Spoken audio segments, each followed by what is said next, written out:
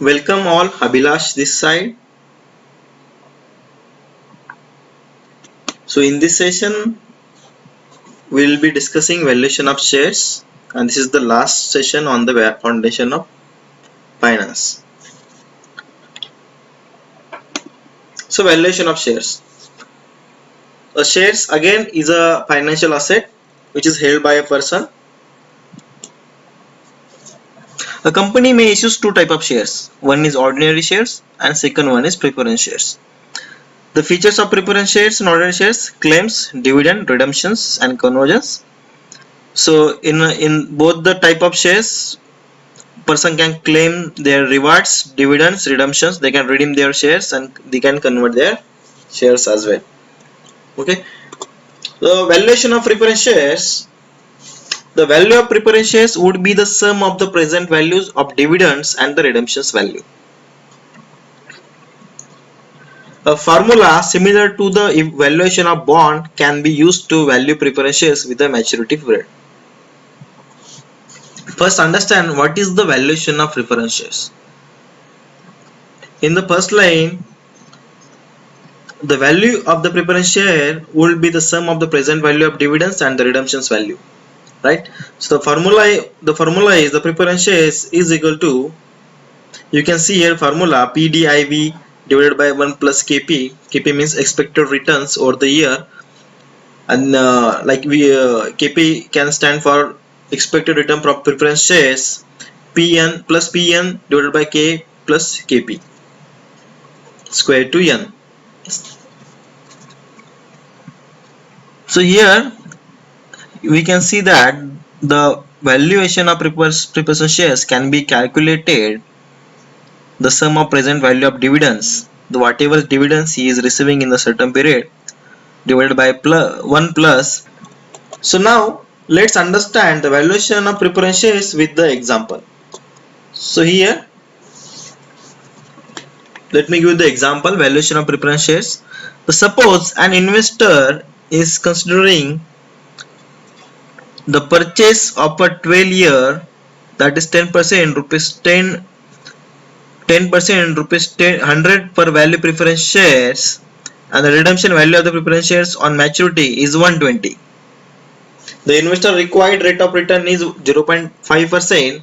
So what should she be willing to pay for the share now? The investor would expect to receive rupees 10 as a preference dividends each year for 10 years and 110 on maturity, that is at the end of the 10 years. So we can use the present value annuity factor to value the constant stream of the preference dividends and the present value factor to the value of redemption payment. Okay, so understand example first. Here the investor considering to purchase a preference shares for 12 years. So maturity period is a 12 years, and that he is purchasing a preference share for 100 rupees per value with the 10%, and the redemption value of the preference shares on maturity is 120. Okay, so investor required to rate of return is the 10.5%. So if we put all things in the formula, so let's calculate this example. So let's see कि preference share is equal to 10. Why 10? 10, the value of preference shares he bought at 100 rupees with the 10%. So that is why we have to mention 10 here. We have to write 10 here, multiply by in bracket 1 plus divided by 10.5%. So 10.5% means 0.105 minus 1 by 0.105 means 10.5% into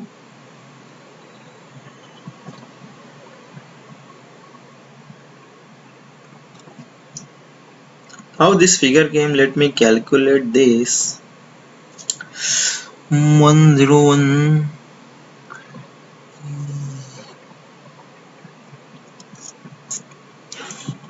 If we see the formula, we can see KP is expected return from preference shares. Okay, got it. It's 1 plus kp. Okay, so if we calculated 1 plus 10.5% is equal to 11.5%, so 11.50, right? So 11.50% is equal to 1.105 in numbers, and it's squared by 12. Why 12? Is a year, is maturity time, plus 120. By 120, the redemption value of preference shares on maturity is 120 divided by, again, 1 plus kp, right? So expected required return rate of return is 10.5 plus 1 is equal to 11.5 in percentage, in numbers is 1.105 squared by 12. 12 is the years maturity year. So if we calculated all these numbers with the formula, then the calculation will come as a 10 into 6.506 plus 120 into 0.302, so is equal to 6.06 plus 360424, and the last, the answer is 101.30. So note that the present value of rupees 103 is composite of the present value of dividends, so rupees 6.06, and the present value of the redemption value is 36.24. The rupees 100 preference share is worth of 101.3 today at 10.5% required rate of return. So the investor would be better off by purchasing the shares for rupees 100 today.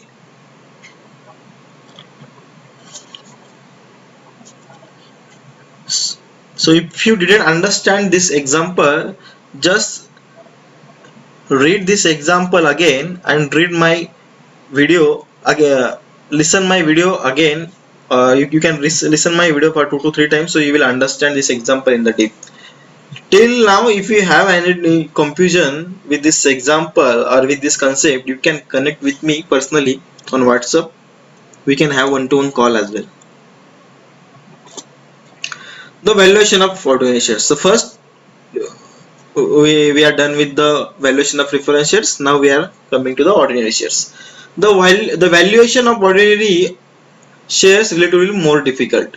So valuation of ordinary shares is same as the equity shares. The rate of dividends on equity shares is not known, right? And also the payment of equity dividend is discretionary.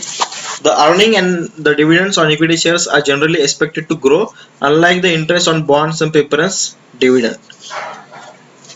So the rate of dividend on equity shares are not fixed. It depends on the earning, the quarterly and yearly earning of the particular shares.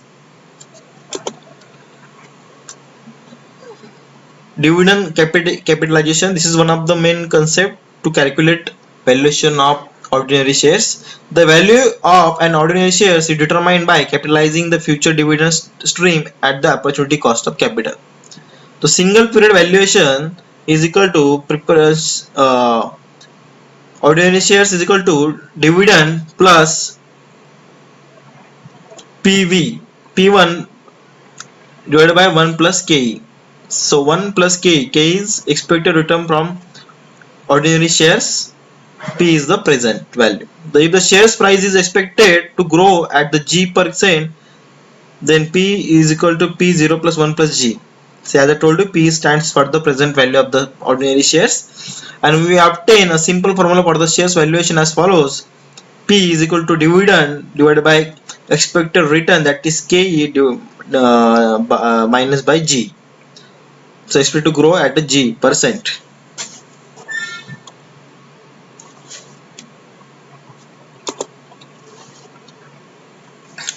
Multi-period valuation. If the final period is n, we can write general formula for the shares value as follow: P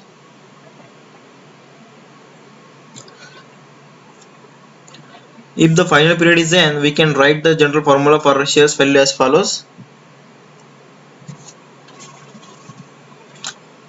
the present value, the ordinary shares value is equal to n is for year, final year, dividend minus dividend divided by 1 plus KE expected return from ordinary shares plus present value of ordinary shares divided by 1 plus expected returns from ordinary shares squared by n, the final period, the number of years. So we have a different formula for dividends, we have another formula for normal growth. So formula are very simple, but just you have to save your mind. Why? Because you might get these questions as MCQs in your exam, which formula used for which concept, right? So just keep noting all points or write all points in your book. Earning capitalizations. Under two cases, the value of the shares can be determined by capitalizing the expected returns. When the firms pay out 100% dividends, what that is, it is not retain any earnings. And when the firm's return on equity is equal to the its opportunity cost of capital. Equity capitalization rate for firms of which dividends are expected to grow at a constant rate independently and the current market price is given. So KE expected returns is equal to dividend divided by P, the price of ordinary shares, plus G is a number of is the growth rate. Thank you. Here we are done with the valuation of shares and bond. Thank you. Best wishes.